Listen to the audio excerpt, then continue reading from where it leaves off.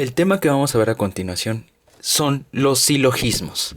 Este tema es un poco extenso ya que el silogismo se divide en dos fases.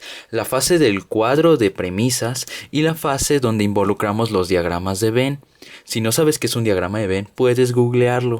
Ahora, vamos a empezar. El silogismo. Para empezar, ¿qué es un silogismo? Un silogismo es una estructura donde se infieren premisas para llegar a una posible conclusión. Esa sería la respuesta a la pregunta. Es una estructura que infiere premisas para llegar a una conclusión. Bien. Los dos tipos de elementos del silogismo son premisa y conclusión. Esos son los dos elementos principales. Un silogismo se compone de dos premisas y la tercera una conclusión, formando así las tres. La función de las reglas del silogismo. Primero que nada, debemos saber cuáles son los términos de un silogismo. Los términos de un silogismo, como podemos observar aquí, en este cuadro, son prisupre, secprepre, tersusu y quarpresu, que en su forma original representan sujeto y predicado. Primero sujeto, luego predicado, segundo predicado y luego predicado, tercero sujeto y luego sujeto y cuarto predicado y luego sujeto. Esta es la forma original de un silogismo, así como se alcanza a ver aquí: sujeto, predicado, predicado, predicado, sujeto, sujeto y predicado, sujeto. Ahora, bien, esto nos va a llevar a que los términos del silogismo serían término mayor es P, o sea, predicado. Término menor es S, o sea, sujeto. Pero que existe un tercer término, que es el término medio, que pasaría siendo la letra M. Término medio es M. ¿Cómo vamos a garantizar o asegurar las figuras de estas letras? Pasarían a ser las figuras 1, 2, 3 y 4.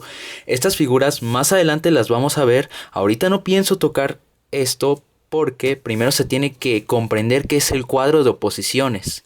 Pero para eso tenemos ya estos tres términos para ya entender el cuadro de oposición. Ahora, la función de las reglas del silogismo es garantizar la validez del silogismo. Garantizar la validez del silogismo. Ahora, vámonos al cuadro de oposiciones. Como podremos ver aquí, este cuadro impreso, tenemos el cuadro A, E, I, O, que representa a cada esquina del cuadro. Y si podemos notar aquí, dice que E es contraria de A y E son contrarias. A e I son subalternas, al igual que E y O son subalternas. I y E son contradictorias, al igual que A y O son contradictorias. Y por último tenemos que I y O son subcontrarias. ¿Qué nos lleva a esto? Vámonos a la parte del cuadro que tenemos aquí, que es un cuadro de oposiciones que está en blanco. Tenemos que esta es A, esta es E, esta es I y esta es O. ¿A qué significa? Significa todo. ¿E qué significa? Significa ningún. ¿Y qué significa? Significa algún.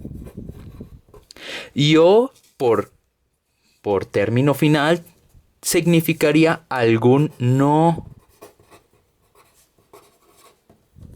Entonces, ¿qué tenemos como principal objetivo con esto? Ya que tenemos este cuadro, ya podemos empezar a hacer los ejercicios de argumentación. Todo, ningún, algún y algún no. Ya podemos observar que si ponemos todo, su contraria sería ningún. Todo, su alterna sería algún. De ningún subalterna o subalterna sería algún no. Estas son subcontrarias, al igual que estas son subcontrarias. Y estas son contradictorias, porque si existe esta, se está contradiciendo contra esta. Ya podemos entender poco a poco cómo se va a ir surgiendo el término de silogismo. Cómo vamos a ir viendo lo del cuadro de oposiciones, del término mayor que es P, del término menor que es S y del término medio.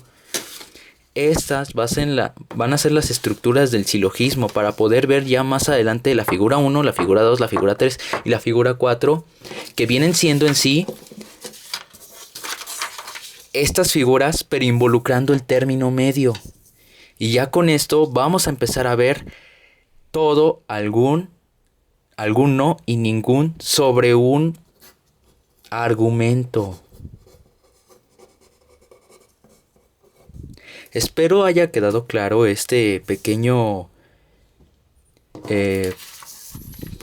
video para poder entender qué es un silogismo, para poder pasar al siguiente video que se encontrará en la parte de abajo y ya explicar cómo se va a poder argumentar a través de este cuadro.